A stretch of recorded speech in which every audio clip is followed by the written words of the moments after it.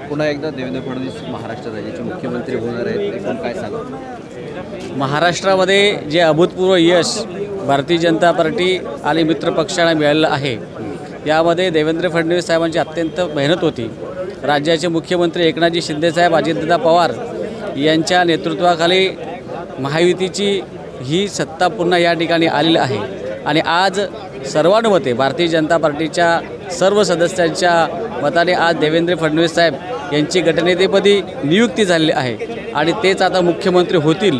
त्यामुळे त्यांना खूप खूप शुभेच्छा या ठिकाणी आहेत. त्यांनी केलेल्या कार्याची पोचपावती आहे. नक्कीच आता या सगळ्या देवेंद्र फडणवीस यांच्या कार्यकाळामध्ये उरलेल्या सर्व शिक्षकांच्या ज्या मागण्या आहेत त्या काही पूर्ण होतील?